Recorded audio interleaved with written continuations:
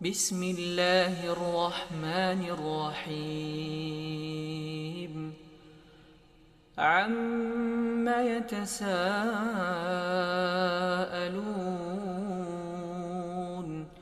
عن النبأ العظيم الذي هم فيه مختلفون كلا سيعلمون ثم كلا سيعلمون ألم نجعل الأرض مهادا والجبال أوتادا وخلقناكم أزواجا وجعلنا نومكم سباتا وجعلنا الليل لباسا وجعلنا النهار معاشا وبنينا فوقكم سبعا شدادا وجعلنا سراجا وهاجا وأنزلنا من المعصرات ماء ثجاجا لنخرج به حبا ونباتا وجنات ألفافا إن يوم الفصل كان ميقاتا يوم ينفخ في الصور فتأتون أفواجا وفتحت السماء فكانت أبوابا وسيرت الجبال فكانت سرابا إن جهنم كانت مرصادا للطاغين مآبا لابثين فيها أحقابا لا يذوقون فيها بردا ولا شرابا إلا حميما وغساقا جزاء وفاقا إنهم كانوا لا يرجون حسابا وكذبوا بآياتنا كذابا وكل شيء أحصيناه كتابا فذوقوا فلن نزيدكم إلا عذابا إن للمتقين مفازا حدائق وأعنابا وكواعب أترابا وكأسا دهاقا لا يسمعون فيها لغوا ولا كذابا جزاء من ربك يا أيها الذين آمنوا توبوا إلى الله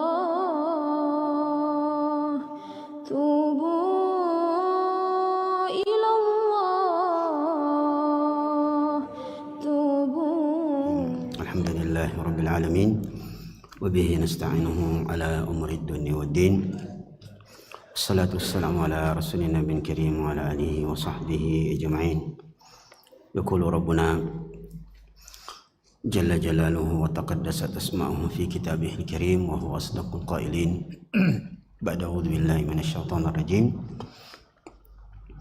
يا أيها الذين آمنوا اتقوا الله حق تقاته ولا تموتن إلا وأنتم مسلمون اللهم صل على محمد وعلى آله وصحبه وسلم اللهم علمنا بما ينفعنا وانفعنا بما علمتنا وزدنا علما وارزقنا فهما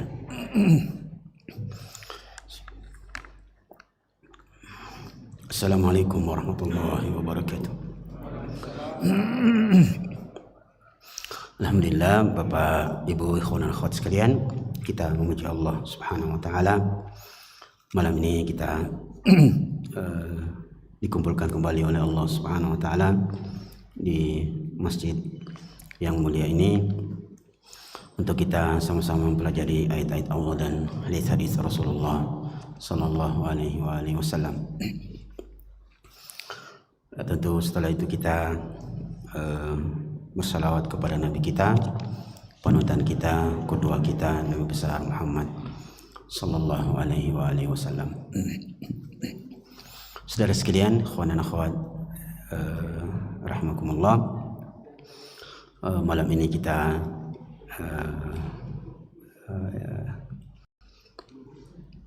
pindah ke pelajaran tentang satu bab yang cukup penting.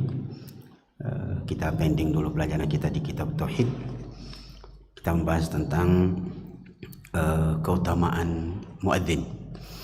Ini yang berkaitan dengan azan. Mudah-mudahan bisa memberikan wawasan yang baru untuk kita sekalian. Syekh ini Muhammad Syarafuddin menulis kitab Sahih Al-Madjadul Rabih. Beliau menempatkan satu bab tentang thawabul muadzinin. Thawabul muadzin, pahala para muadzin yang mengumandangkan azannya karena Allah Subhanahu wa taala.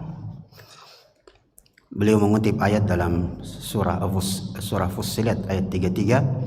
Allah berfirman, "Wa man ahsanu qawlan mimman da'a ila Allahi wa 'amila salihan wa qala innani minal muslimin."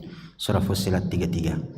Allah berfirman, "Wa man ahsanu qawlan," siapakah yang lebih baik perkataannya, mimman da'a ila Allahi, dibandingkan orang-orang yang menyeru berdakwah kepada Allah Subhanahu wa taala, wa amila salihan, dan dia mengamalkan amalan saleh, wa qala innani minal muslimin, lalu dia mengatakan sesungguhnya aku dalam golongan orang-orang yang muslimin.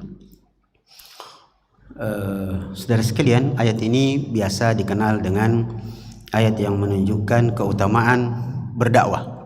Namun di sini disebutkan bahwa ada riwayat dari Aisyah radhiyallahu anha, beliau mengatakan, qalat Aisyah radhiyallahu anha, ara hadhil ayah nazalat fil muadzinin. Saya melihat bahwa ayat ini berkenaan dengan para muadzin. Kalau istilah orang di Jawa itu Bilal. Nah, untuk itu kita dengarkan beberapa hadis tentang muadzin. Saya loncat-loncat saja.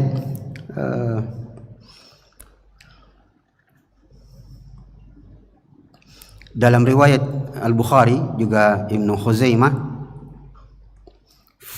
beliau mengatakan, fa inni sami'tu Rasulullah sallallahu alaihi wasallam yaqul, ini riwayat dari Abdurrahman bin Sa'sa'ah bin Abi Sa'sa'ah, aku mendengar Rasulullah sallallahu alaihi wasallam pernah bersabda, la yasma'u sautahu syajarun wala madarun wala hajarun wala jinnun wala insun illa syahida lahu. Tidaklah suara azan itu suaranya didengarkan oleh pepohonan, bebatuan, ya, jin dan seluruh manusia, kecuali semua golongan itu akan bersaksi nanti untuk sang muadzin.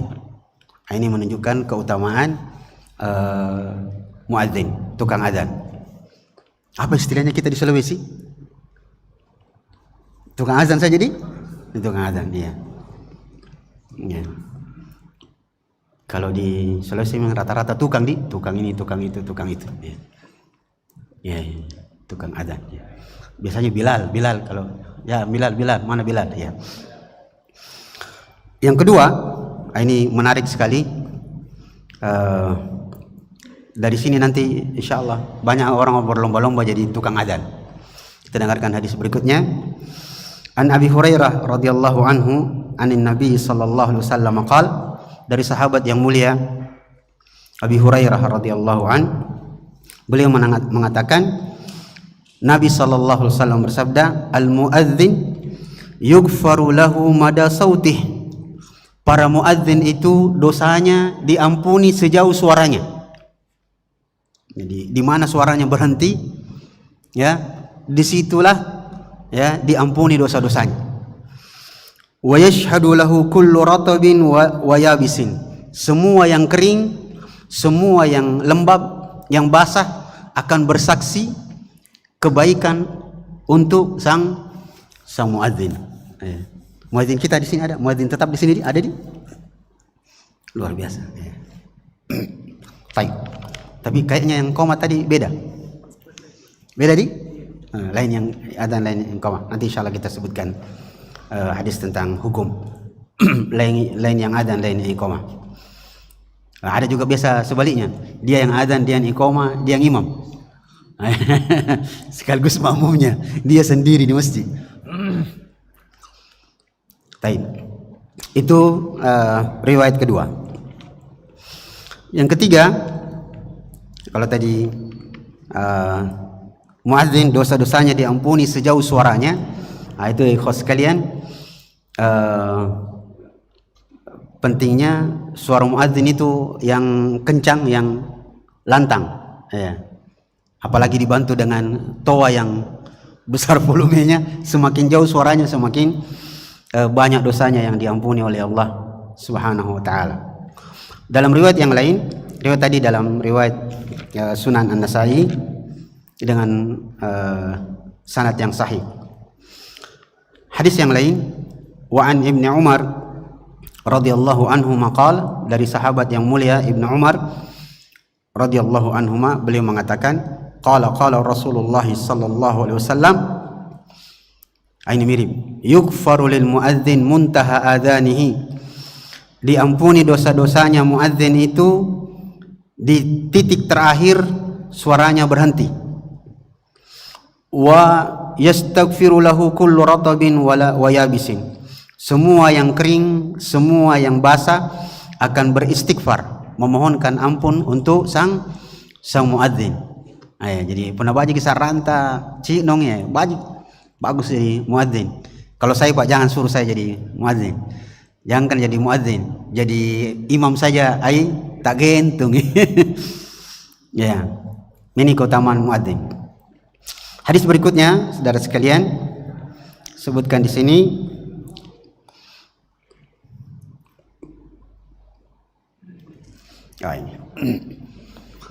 Wa an Abi Hurairah radhiyallahu anhu qala, dari sahabat yang mulia Abi Hurairah, beliau mengatakan qala Rasulullah sallallahu alaihi wasallam, Rasulullah bersabda, al imamu dhaminun wal muadzinu mu'tamanun. Imam itu dhamin, penjamin. Jadi dia ditunjuk jadi imam, dia akan berlaku sebagai penjamin. Maksudnya apa?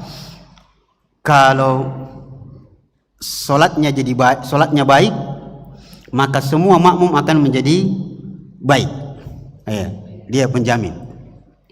Dalam hadis ini kayaknya lebih jelas dalam Sahih Bukhari, Rasulullah mengatakan sallu ma'al imam fa in asaba falaka falahu walakum.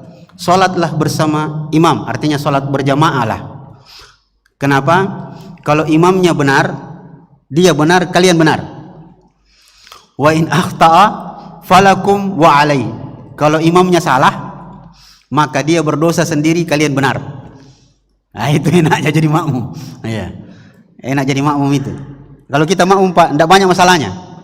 Bahkan kalau kita jadi makmum lalu kita salah, ya, tidak perlu sujud sahwi. Kalau kita yang salah, kalau makmum yang salah, dia tidak perlu sujud sahwi. Misalnya Pak, kadang-kadang kita lakukan itu. Ada itu biasa imam, suaranya itu aba-abanya sama semua, nadanya. Mau ruku, mau sujud, bangkit dari sujud naik ke atas, itu sama semua. Ada yang pendek semua, ada yang panjang semua. Terkadang kita tertipu, gitu, karena kita terlalu fokus dengan suara. Allahu Akbar, Allahu Akbar, Sami'allahu liman hamidah, Allahu Akbar, Allahu Akbar. Kita kira ya duduk, padahal dia berdiri. Kadang-kadang dia berdiri karena kita mengira itu duduk, ya kita duduk. Itu kan kesalahan. Tidak perlu kita sujud sahwi, tidak perlu. Atau kadang-kadang terbalik, Allahu Akbar, padahal bangkit dari sujud untuk duduk tasyahud, dia takbirnya panjang, Allah. Jadi kita mau berdiri, ternyata orang duduk. Nah, kalau kita jadi makmum, kita salah, tidak ada masalah. Itu enaknya jadi makmum. Sekali lagi Rasulullah bersabda, al-imamu dhaminun, imam itu penjamin, wal muadzinu mu'taman. Adapun para muadzin, mereka adalah orang-orang yang diberikan amanah.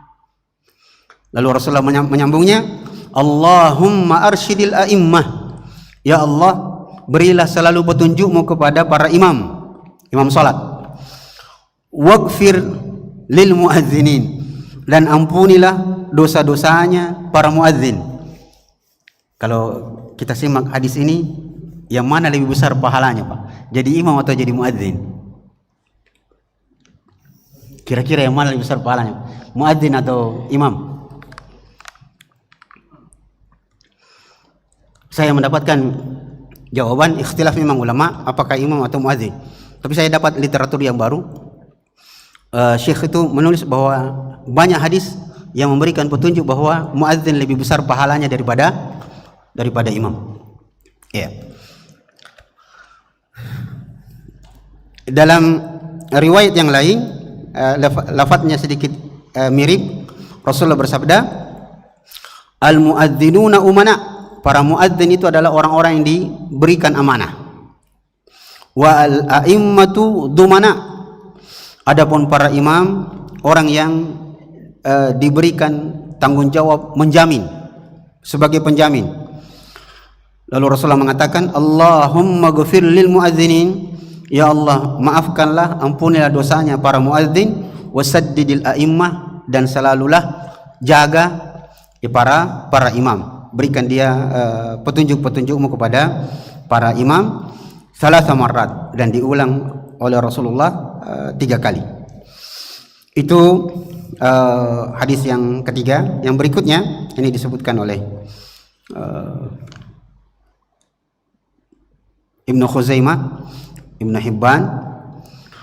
Kemudian hadis berikut ini diriwayatkan oleh Imam Muslim.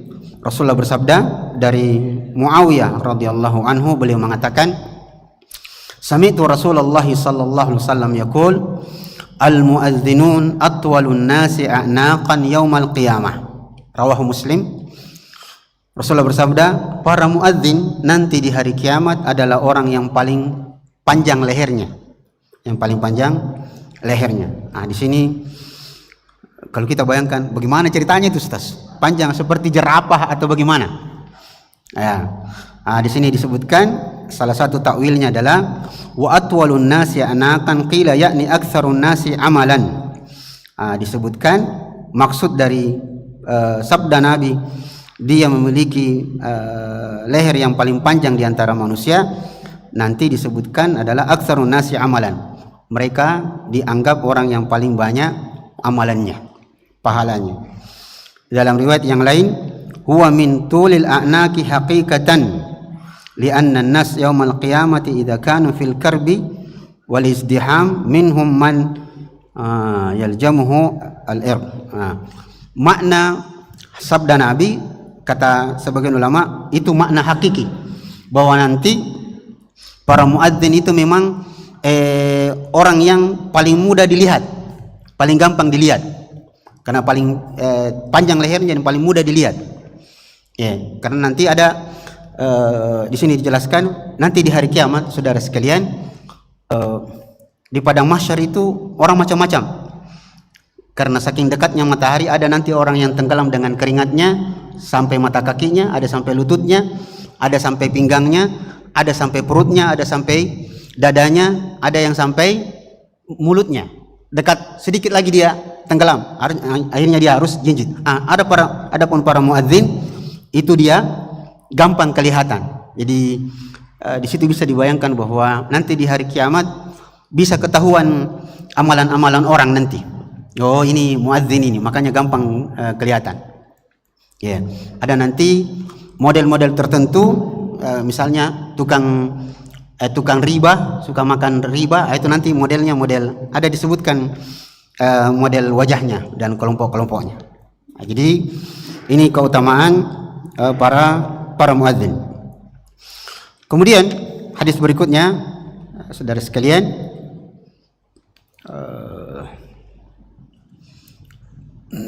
Rasulullah sallallahu alaihi wasallam bersabda, sebentar, jadi kayak gini.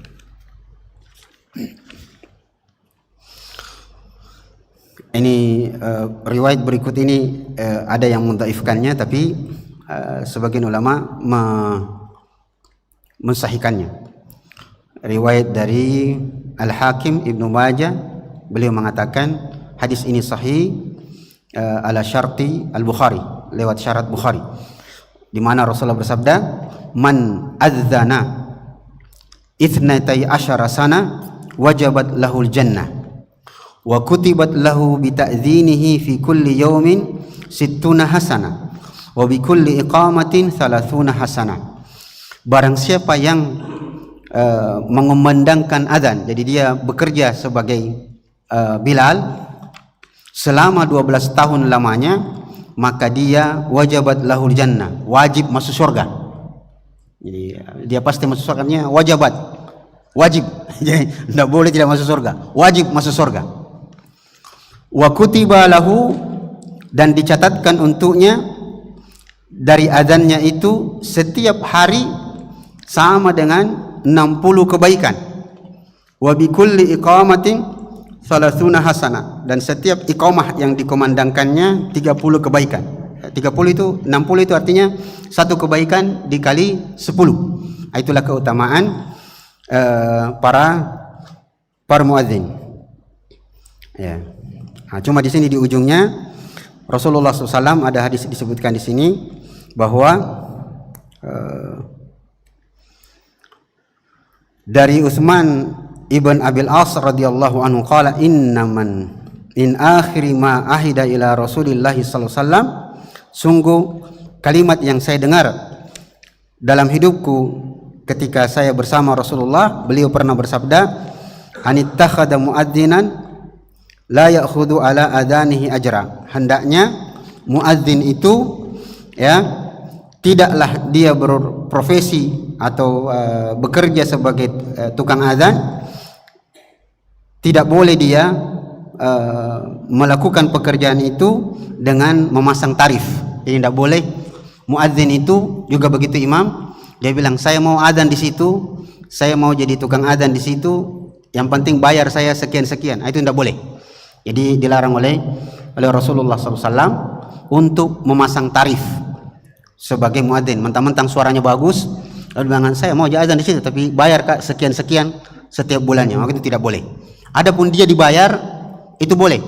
Jadi diberikan gaji, ya entah dari Baitul Mal atau dari kesepakatan pengurus masjid, maka itu boleh, tapi syaratnya bukan dari muadzin. Jadi kalau pengurus masjid merasa bahwa ini dia butuhkan, maka itu dibolehkan oleh agama kita.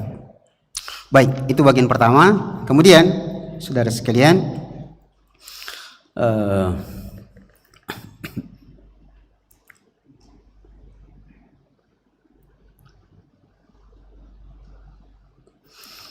ini dari Abdullah bin Amr radhiyallahu anhuma, beliau mengatakan anna rajulan qala, ada seorang sahabat mendatangi Rasulullah lalu bertanya, ya Rasulullah, wahai Rasulullah, innal muadzinin yafdalunana, sesungguhnya para muadzin itu telah mengalahkan kami, lebih mulia dari kami. Faqala Rasulullah sallallahu alaihi wasallam, lalu Rasulullah bersabda kepada orang itu, dan ini menunjukkan betapa para sahabat itu selalu iri hati kepada sahabatnya dalam sisi pahala. Baik. Nah, laki Rasulullah, bagaimana ini? Dia dapat pahala banyak. Bagaimana supaya kami juga bisa dapat pahala banyak? yang berhubungan dengan azan. Maka Rasulullah mengatakan, "Kul kama yaquluna fa idan tahad fasal tu'tah." Rasulullah mengatakan, kalau kamu juga mau dapatkan kemuliaan, sekalipun tentu tidak sama persis, maka selalulah ucapkan kalimat adzan sebagaimana yang diucapkan oleh muadzin ketika dia mengumandangkan adzan. Setelah itu, kalau selesai adzan maka berdoalah, mudah-mudahan doamu dikabulkan oleh Allah Subhanahu wa taala. Hadis yang terakhir tentang adzan ini, Rasulullah bersabda, "Ad-du'a bainal adzan wal iqamah la yurad." Doa antara adzan dan iqamah itu tidak akan tertolak. Di sini ada pelajaran penting, Bapak Ibu jamaah sekalian. Masih banyak di antara saudara-saudara kita kaum muslimin, kalau masuk di masjid kemudian waktunya tinggal sekitar 1 menit, ya, itu kan serba salah, ya. Sholat tidak cukup, berdiri juga tidak tahu apa mau dibikin, padahal sebenarnya disitulah waktu untuk dipakai untuk berdoa. Tapi masih banyak saudara-saudara kita, ya, sambil menunggu iqamah sembarang pergi baca. Apakah di situ baca pengumuman, sering dilihat masih, atau HP-nya WA yang sudah baru saja dia buka lagi hanya untuk istilahnya mengisi waktu. Itu sebenarnya kurang tepat. Harusnya waktu yang detik-detik itu dipakai untuk berdoa kepada Allah Subhanahu wa taala. Baik. Sedikit lagi kita bahas bagian beberapa hukum adzan. Hukum adzan adalah fardu kifayah. Jadi hukum adzan adalah fardu kifayah. Nah, sekarang bagian berikutnya, bagaimana saudara sekalian kalau kita melakukan misalnya berkelompok, tiba di sebuah tempat, katakanlah kita rihlah di pantai atau di gunung, apakah ketika masuk waktu sholat harus ada yang adzan? Harus ada yang adzan. Kalau kita berada di tempat yang bukan dalam masjid, harus ada yang adzan.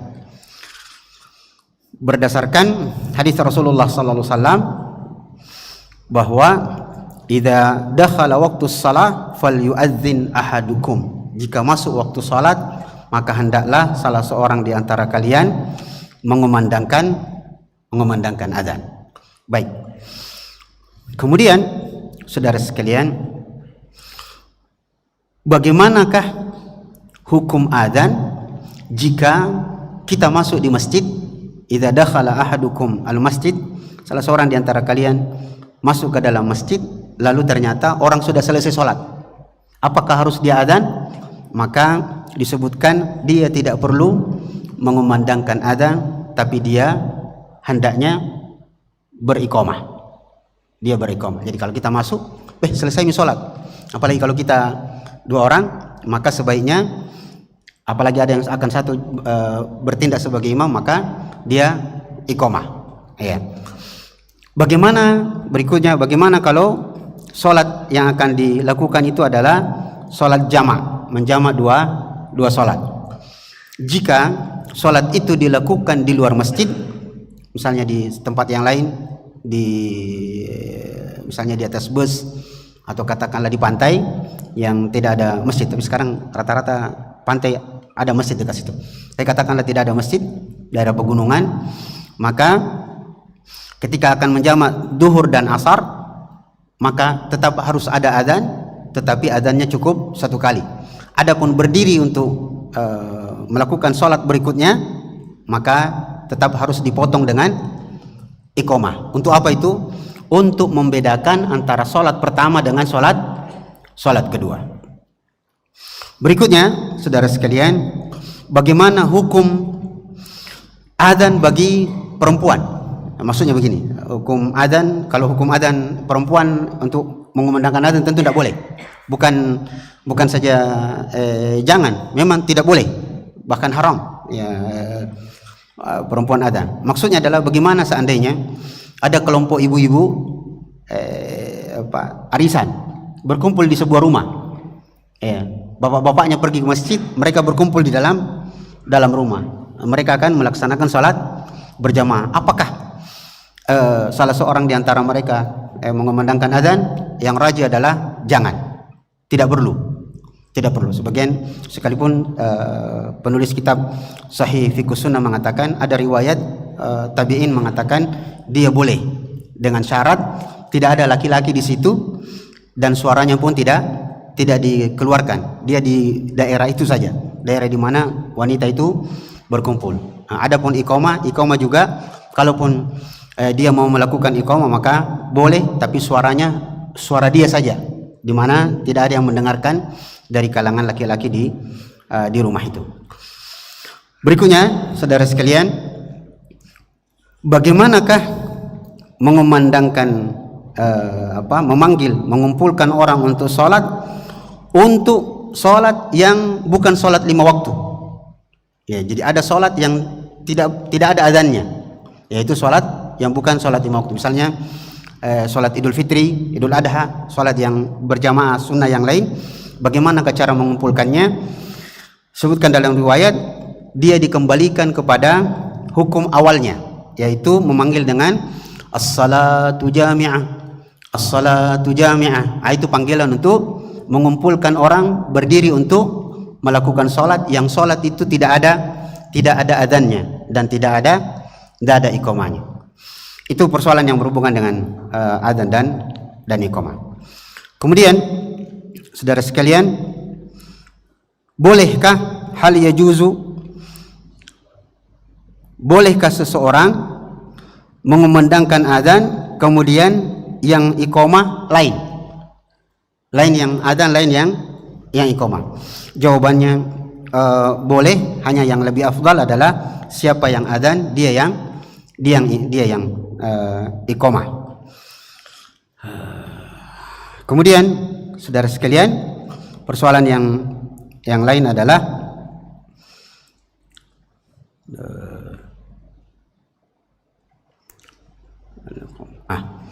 kapankah iqamah itu dikumandangkan? Kapankah iqamah itu dikumandangkan? Ya.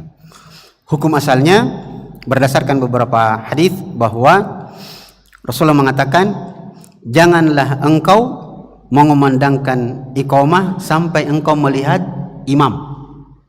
Jadi ini memberikan pernyataan bahwa muadzin yang akan iqamah itu tidak mengumandangkan iqamah sampai betul-betul sudah jelas siapa yang akan maju menjadi imam. Dan itu ada hikmahnya. Hikmah yang paling penting bahwa jangan mengumandangkan iqamah sampai betul-betul ketahuan siapa yang imam, supaya iqamahnya selesai tidak saling tunjuk-tunjuk. Itu masalah. Ya, Allahu Akbar, Akbar, la ilaha illallah. Mana Pak Imam? Kita Pak Ustaz. kita kah juga Ustaz. Akhirnya aku tunjuk-tunjuk dan itu kacau. Nah, jadi ini yang perlu dipahami, bahwa jangan mengumandangkan iqamah sampai betul-betul ketahuan siapa yang akan bertindak menjadi imam. Yang kedua, kita mundur sedikit, bahwa siapakah sebenarnya yang berkuasa? Ya, ini kalimat sedikit agak vulgar. Siapakah sebenarnya yang memiliki kekuasaan untuk menyuruh iqamah, mengumandangkan iqamah? Jawabannya adalah imam. Kalau imam sudah bilang iqamah, nah, hanya saja kita sekarang zaman modern sudah ada jadwalnya di sini. Ya, sudah detik-detik iqamah sekian. Ya. Sebenarnya saudara sekalian, sekalipun belum selesai, misalnya masih ada 1 menit, tapi kalau imam sudah bilang iqamah, tidak ada jalan lain bagi muadzin kecuali dia harus mengumandangkan iqamah. Itu kalau imam. Nah, sekarang yang banyak terjadi adalah bukan imam yang suruh, jamaahnya iqamah, tidak ada yang mau sholat. Itu tidak boleh. Dan ini banyak yang terjadi ketika ada jenazah yang mau disolatkan. Ini juga perlu kita perhatikan, saudara sekalian. Banyak terjadi di masyarakat kita, ya. Ada jenazah mau disolatkan, belum masuk waktu sudah nasuruh orang, mana tukang azan di sini? Nah bilang tukang azan, iya nakki pak. Bang mau kok ada orang mau disalatkan ini, ada niat tomate. Nah bilang tukang azan, belum waktu pak, masih ada 7 menit. Nah bilang azan mau kok. Sebentar kalau selesai kok azan itu ada jedanya, masuk tomi waktu tua. Ini masalah ini. Azan sebelum waktu tidak sah. Ya logikanya adalah kalau kita main bola, bola sudah ada di tengah, tiba-tiba ada yang menendang bola dan masuk ke gawang, tetap tidak sah. Tidak sah. Kenapa? Peluit panjang belum ditiup. Ini penting. Jadi saudara sekalian, iqamah ini begitu juga azan itu atas perintah imam. Hanya saja berbeda dengan imam-imam zaman dulu dengan zaman sekarang. Karena orang sudah melihat ini. Padahal saudara sekalian, ada satu pengalaman saya diceritakan sama teman di Madinah waktu kami umroh. Kebetulan yang menggait itu teman saya, mahasiswa dulu di Albir. Dia bilang ada kejadian heboh beberapa tahun lalu Ustaz. Jadi saya umroh tahun 2019 terakhir itu. Kemudian teman itu bilang baru-baru di Mekah itu Masjidil Haram sesuatu yang heboh Ustaz. Sholat subuh itu hampir 1 jam orang menunggu. Hampir 1 jam menunggu waktu iqamah. Gara-gara apa? Dan ini memberikan petunjuk bahwa salah satu tokoh nasional kita asal Sulawesi, orang yang sangat terhormat, dihargai sekali di Saudi, Pak Yusuf Kalla. Jadi Pak Yusuf Kalla itu, teman itu cerita, di Pak Yusuf Kalla satu saat, saya lupa tahun berapa dia bilang, 2018 atau 2017 kejadiannya.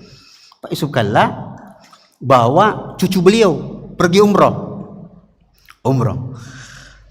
Ternyata subuh.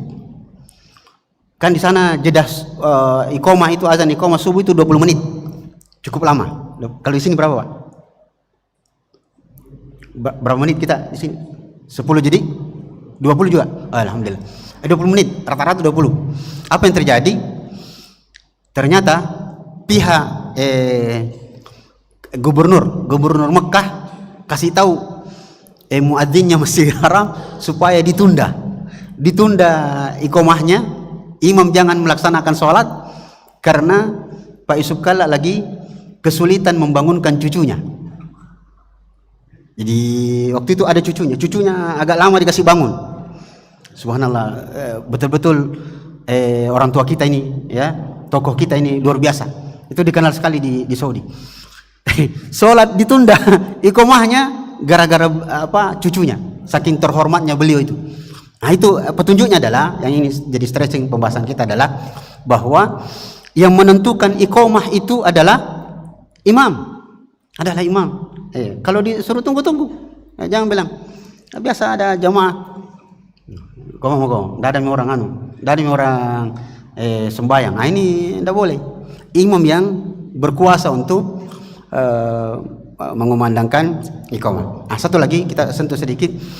Saudara sekalian, tentang iqamah itu kembali ke hukum asalnya, dia mirip azan, bahwa sebaiknya azan sebagaimana azan, iqamah juga sebaiknya tetap menggunakan pembesar suara supaya dia suaranya keluar, ketahuan oleh orang yang ada di luar. Sekalipun beberapa ulama kontemporer, salah satunya Syekh Al-Albani, dinisbatkan kepada beliau mengatakan iqamah itu tidak perlu dikeluarkan suaranya. Tetapi ada riwayat dari Ibnu Umar mengatakan, saya mendengarkan suara iqamah sedangkan saya masih di jalan. Itu memberikan petunjuk bahwa sebagaimana adzan, iqamah juga sebaiknya dibesarkan suaranya sampai terdengar oleh orang yang di luar. Dan itu manfaatnya banyak, ya. Karena masih banyak saudara-saudara kita itu kalau dia lihat, dia cuma mau masuk ke masjid kalau sudah sholat orang, asik cerita-cerita di luar, ya, kopi apa segala macam. Sekali lama-lama, rukuknya orang sembahyang nih. Nah, itu karena dia tidak dengar iqamahnya, ya. Atau mirip di beberapa masjid itu yang kalau maghrib adzannya satu napas dengan iqamah. Iya, dia yang panggil kita, dia yang tinggalkan kita. La ilaha illallah. Allahu Akbar, Allahu Akbar. Masuk no. Itu penting, harus kasih jeda orang untuk bisa, siapa tahu ada yang buka puasa dan segala macam. Di sini alhamdulillah lumayan. Itu Bapak serta saudara sekalian, beberapa hal yang berhubungan dengan iqamah. Yang terakhir yang perlu kita ketahui bersama, kalau tadi kapankah iqamah itu dikumandangkan, kita sebutkan tadi adalah ketika imam sudah kelihatan atau atas perintah imam. Nah sekarang kapankah jamaah itu berdiri ketika iqamah dikumandangkan? Kapankah sebaiknya kita berdiri?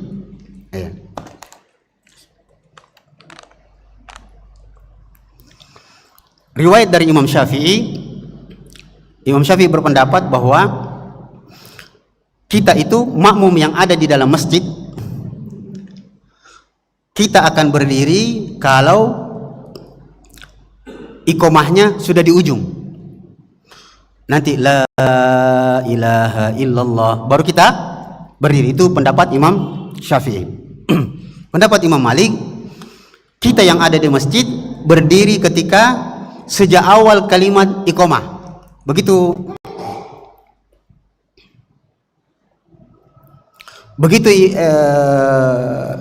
muadzinnya bilang Allahu Akbar, Allahu Akbar, maka saat itulah kita berdiri. Itu pendapat Imam Malik. Disebutkan pendapat Imam Ahmad jika kalimatnya mengatakan qad qamatis salatu, qad qamatis salah. Jadi kalau dia sudah bilang qad qamatis salatu, maka disitulah kita disunahkan berdiri. Kesimpulannya adalah berdiri ketika iqamah kapan saja kita merasa sudah mau berdiri, ya silakan berdiri. Boleh ketika dia awal kalimat, boleh nanti selesai, boleh ketika qad qamatis salah, boleh juga ketika ya hayyalal salah, hayyalal falah. Sebagai penutup, ini sekedar mengingatkan saja beberapa muadzin kita. Kalau saya tidak salah, pekan lalu saya dengar di sini atau di masjid lain, mudah-mudahan bukan di sini. Ada saudara kita yang iqamah itu begini Pak, qad qamatis salati, qad qamatis salah. Salah itu, yang benar adalah qad qamatis salatu. Jadi bukan qad qamatis salati. Saya pernah cuma agak ragu-ragu biasa menegur orang. Jadi yang benar adalah qad qamatis salatu. Bukan qad qamatis salati. Salah itu. Di mana saya ajak ngobrol orang itu. Saya bilang yang benar itu sebenarnya itu kalau kita iqamah qad qamatis salatu. Nah bilang itu orang, masalahnya saya kayaknya bilang begitu Ustaz, karena begitu orang saya dengar. Orang itu beragama bukan karena orang didengar. Dia harus kembali ke kaidah bahasa Arab, dan begitu contohnya qad qamatis salatu, karena salatu itu dia fa'ilnya. Kalau bahasa Indonesia dia subjeknya, dia pelakunya. Maka yang benar adalah qad qamatis salatu. Ini ada yang iqamah hayyalas salah, hayyalal falah. Baik-baik juga kalau cara iqamah. Allahu Akbar, Allahu Akbar, sudah la ilaha illallah, sudah anna Muhammadar Rasulullah. Saya sempat ketawa. Kenapa nah? Kalau iqamah baik-baik juga, serius. Jangan Allahu Akbar, Allahu Akbar, la ilaha illallah, sudah anna Muhammadar Rasulullah, hayyalal salah, hayyal falah. Itu kalau kita urusan agama itu harus yang benar. Jadi ini sekedar tambahan saja. Mudah-mudahan kita bisa memperhatikannya dan insyaallah kita bisa beragama dengan baik. Semoga sekali lagi ini bermanfaat ya, dan memberikan motivasi kepada saudara-saudara kita untuk tidak segan-segan untuk mengumandangkan adzan kalau memang suaranya bagus dan nadanya juga bagus, dan itu tentu akan memberikan pahala yang besar di sisi Allah Subhanahu wa taala. Sekira demikian, mudah-mudahan bermanfaat. Mohon maaf atas segala kekurangannya. Sallallahu alaihi Muhammadin subhanakallahumma rabbana wa bihamdik, asyhadu an la ilaha illa anta, astaghfiruka wa atubu ilaik. Subhana rabbika rabbil izzati amma yasifun. Wassalamun ala mursalin. Alhamdulillahi rabbil alamin. Assalamualaikum warahmatullahi wabarakatuh.